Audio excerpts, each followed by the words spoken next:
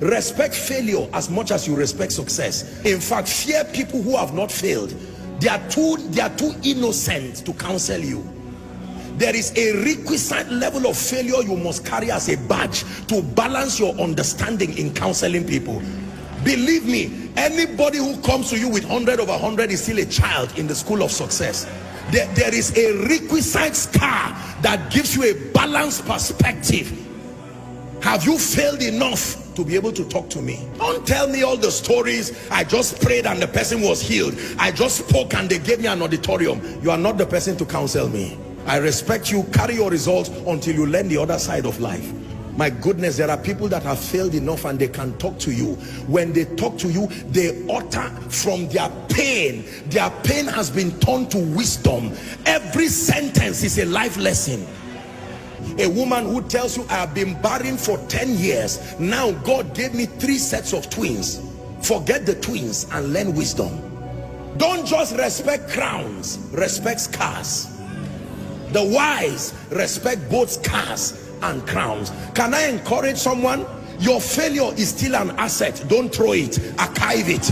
It will be one of the qualifiers for your speaking to people tomorrow. Apostle, I have cried, I have failed in life. I know what it means to be an irresponsible father. Don't throw that experience, archive it. One day you will use from that wisdom and mentor an arrogant young man who thinks life is so easy.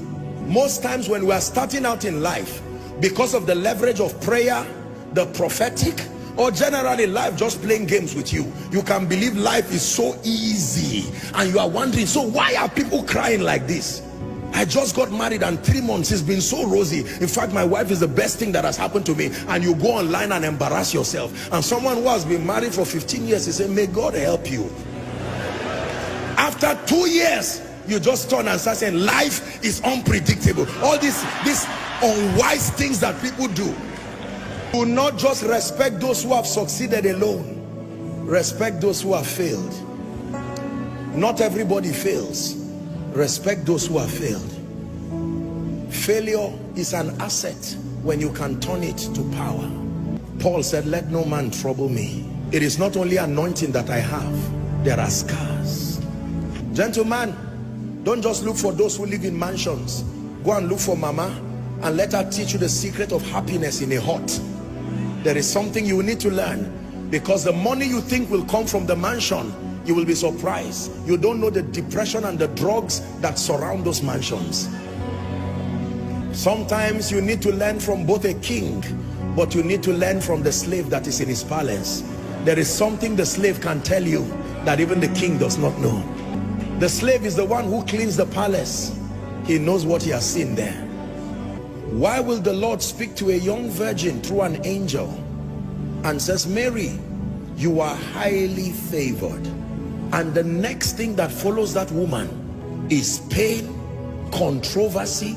There was nothing in the life of Mary that I have seen that looked like favor. An angel comes from heaven and says, you are highly favored. I would expect the king to call her and say, I had a dream. There is free land for you. As soon as Jesus is born, you become tax-free. That sounds to me like favor. So God calls scar favor. He calls controversy favor. He calls pain favor. Why would you say a woman is high? God is speaking to someone. Don't listen, you may cry, but don't be embarrassed about your failures again. There is something about the speaking of God, that until you are at your lowest moment, there is something about the voice of God you cannot hear.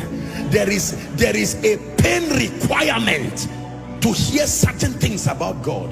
Tonight's message is very deep. For some of you, you really will not understand it this night. You are too innocent. You have been shielded by the sacrifices of others. You may not really understand this. There is a pain requirement that brings out the clarity and the purity of the voice of God.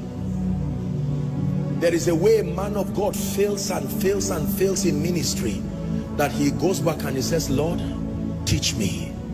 When he writes a book about the leadership of the Spirit, read it. That pain has purified any flesh and the need to make a name. It's gone. That is the reason why when people go through things and they come out of it, they usually come out with an anointing. Barren for 16 years, laughed at by people. As she gets triplets, it's not only children she got. The day she speaks over you, she will terminate barrenness in a moment, because every time she sees you, like the high priest, she's touched with the feelings of your infirmity. Let me tell you the truth. You see, many of you see today that I pray for people and I'm just speaking and you see the power of God. It's not only prayer and anointing, no. There is a pain requirement that has reached down to the bowels of power and has drawn genuine, authentic spiritual power.